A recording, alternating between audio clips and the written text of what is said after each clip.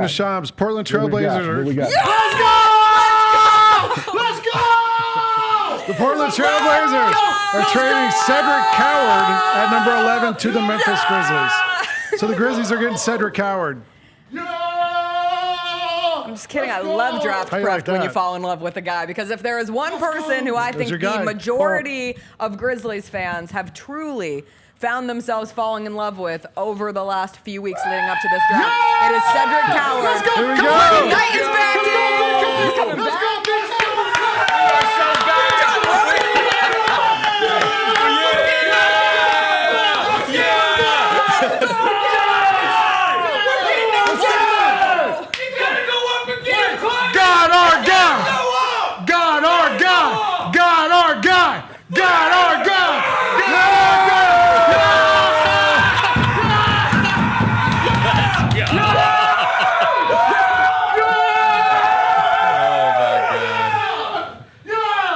Grizzlies got Cedric Coward. Let's go! Do you think Cedric Coward's going to be excited to see this reaction of how happy people were that he was just drafted by the Memphis Grizzlies?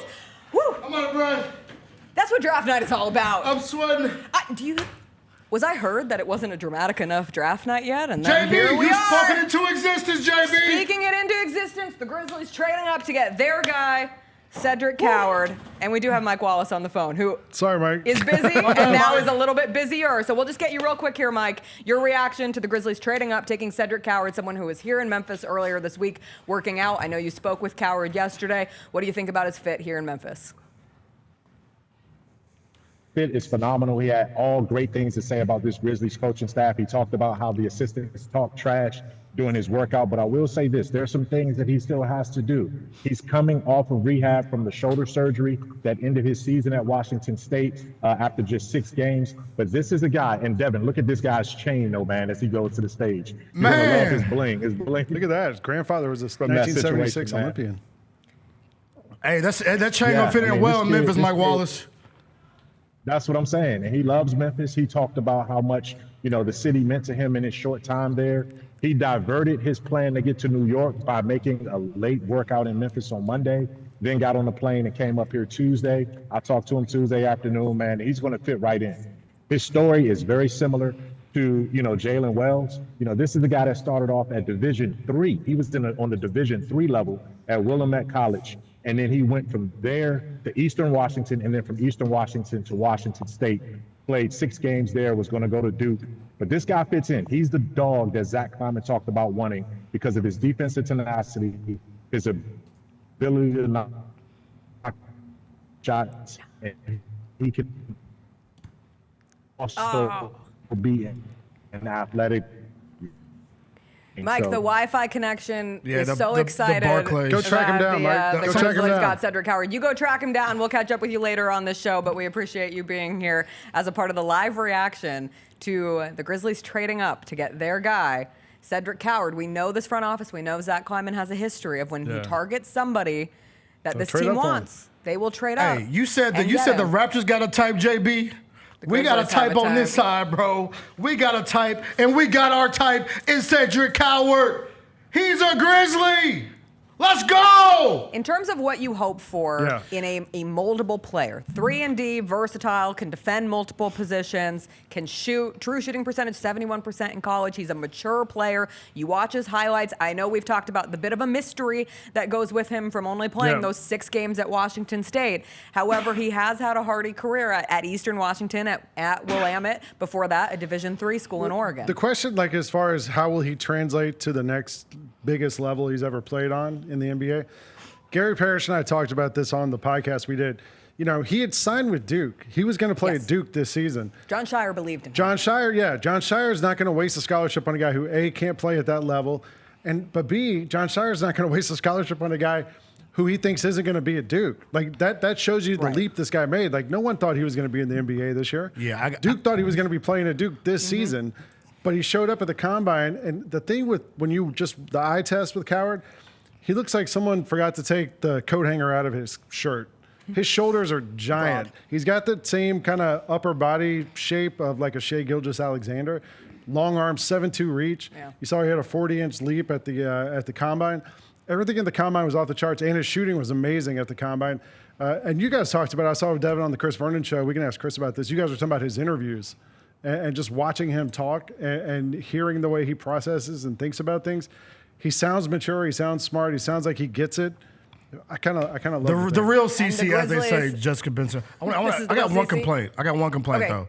They just showed him. Can we figure out a way the NBA they put the hats on I our know. guys? I hate it. Yes, He's I in the hate Portland that. hat. Come It's on. terrible. Okay, go ahead. My bad. Nobody Go wants break down that. the Sometimes they'll bring him back out later and swap the hats. Yes, But go ahead. Bennett. Real quick, the Grizzlies in this move, they're sending number 16, a 2028 first-round pick, one of the Orlando picks, and 2 seconds to Portland Take for what you Cedric want. Coward. Yep. Take it. This is the kind of player that you make a swing on, because when you look at Cedric Coward, he has the potential to be plugged into the wing instantly for this Grizzlies team. It gives you a guy who can stretch the floor, be part of a fast-paced system like the Grizzlies are going to be running under new head coach Tomas you're not Isolo gonna next ask, year. You're not going to ask him to be a creator. No, You know, like he doesn't have to be yeah. anything that he is Yes. not naturally fit to play. He's physical. He's an impact defender. Could not love this pick more for the Grizzlies. That's my only thing. I talked about that today. Is like, I know he's an elite shooter, a good athlete, but I want to see. I mean, when you get into the system with your coaching staff, figure out a way to put a little wiggle in this dribble. What? Put a little wiggle in this dribble, because in the NBA we know how it goes. Yeah. If guys know that you can't really handle the rock, they're gonna push up on you a little bit. Yeah. So I'm pretty sure he's gonna develop that a little bit, working with the training staff and all that kind of stuff. But yo, we got our guy, bro. I'm happy right now. I'm pumped. Where my guy amped. Vernon at, Also, man? just remember the Grizzlies, they kept the Phoenix first-round pick next year, Right. which as the Suns keep making moves and everything, that pick looks like it's going to be even better than Right. we thought 2 weeks ago. So the Grizzlies still have, they traded next year, the Orlando pick next year. They still have their own pick. They still have got a Phoenix pick next year. Yeah. They still have a lot of different things they could package and do stuff with. I think Coward's going to be awesome, man. By the way, this I is got Cougar gold running through these veins. You don't even know about the Palouse. We have 2 Washington State players. What- The Palouse, what- it's where Washington State is. Oh, Let's for learn real? the geography of Pullman, Washington. We go- Home of the Cougars. We should have known when Jalen Wells was in the building, right? Like, yeah. it's like all the It's like signs were fate, pointing bro. there. The fate of being a year after Wells gets drafted. Now you have Cedric, who is the tied for highest draft pick coming out of Washington State, tied with Klay Thompson. we don't like him though.